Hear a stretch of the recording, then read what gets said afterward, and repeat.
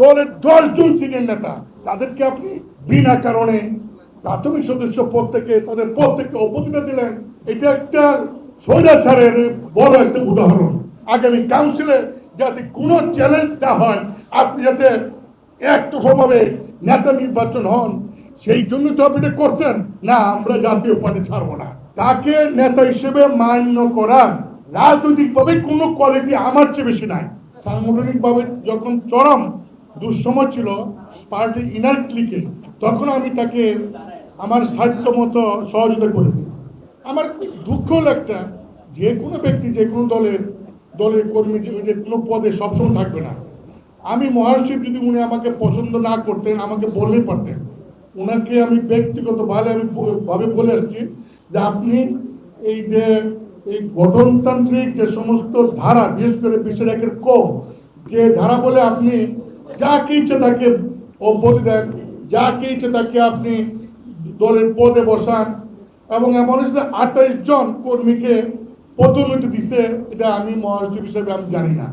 আমি বললাম যে এটা খুব একটা অগণতান্ত্রিক ধারা। আপনি সব সময় গণতন্ত্রের পক্ষে বলেন, আপনি সব সময় স্বৈরতন্ত্রের বিপক্ষে আপনার কণ্ঠ সোচ্চার, এবং আপনি অর্থোক্রেসির বিরুদ্ধে বলেন। তাহলে আপনি ঘরে থেকে আপনি অন্তত গণতন্ত্র আরম্ভ করেন। এই গণতন্ত্রে যে 20-1 ক, আমি বিএনপি, আওয়ামী লীগ সহ বাংলাদেশের অনেক রাজনৈতিক দলের গঠনতন্ত্র কালেকশন করে আমি দেখলাম যে এই ধরনের কোনো ধারা অন্য কোনো দলের গঠনতন্ত্রে নাই। আমি বললাম যে আপনি এই ধারাটা পরিবর্তন করেন, এটা করা প্রয়োজন।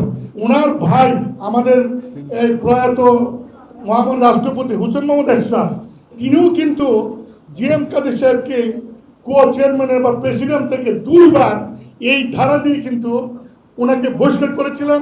সেই দিন কিন্তু জিএম কাদের সাহেব এই ধারাটাকে এই অ্যামেন্ডমেন্ট করার জন্য তিনি কিন্তু বক্তব্য রেখেছিলেন। তারপরও এই ধারাটা তিনি পরিবর্তন করেন নাই। 1986 সালে যখন এই দল প্রথম গঠন হয়, আমি সেই কমিটিতে যুব বিষয় সম্পাদক ছিলাম। 86 পরে 86তে আমি এমপি হই, 87তে আমি ডেপুটি মিনিস্টার হই। আমি যখন এমপি মন্ত্রী, তিনি তখন একটি আধা সরকারি কর্পোরেশনের ম্যানেজার বা ডেপুটি ম্যানেজার বা জেনারেল ম্যানেজার। 96তে এসে তিনি জাতীয় পার্টিতে জয়েন করেন। তাকে নেতা হিসেবে মান্য করার রাজনৈতিকভাবে কোনো কোয়ালিটি আমার চেয়ে বেশি নাই। কালার এক্সপার্ট, জর্জ স্যাপ এবং মাইল্ড অন হ্যান্ডস টেকনোলজি সমৃদ্ধ অরিক্স ক্রিস্টাল ওয়াশ আপনার লন্ড্রি এক্সপার্ট। এমন কোনো কেরিয়ার নাই ওনাকে আমি নেতা মানব। দলকে একটু গণতন্ত্রমুখী করার জন্য, দলের হিসাব চাওয়ার কারণে, দল একটা যৌথ নেতৃত্ব গড়ে তুলবার জন্য দাবি করার কারণে আপনি কাউন্সিলকে সামনে রেখে দলের 10 জন সিনিয়র নেতা তাদেরকে আপনি বিনা কারণে প্রাথমিক সদস্য পদ থেকে তাদের পদ থেকে অব্যাহতি দিলেন। এটা তো মানে অবৈধ না, শুধু এটা একটা স্বৈরাচারের বড় একটা উদাহরণ। দেখেন, উনি আমাদের কয়েকজনকে বলছে যে তারা চাঁদা দেন না, এই জন্য অবৈধ হয়েছে। উনি যে কি করে নিজেই উনি বুঝতে পারেন না।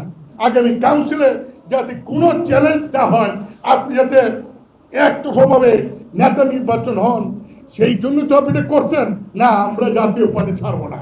হীনমন্যতা আপনার ব্যক্তিগত স্বার্থ সিদ্ধির জন্য দলকে ভাঙ্গার প্রক্রিয়া করবেন, এইটা আমরা হইতে দিব না। কারণ আপনার চেয়ে এই দলের অবদান আমাদের বেশি।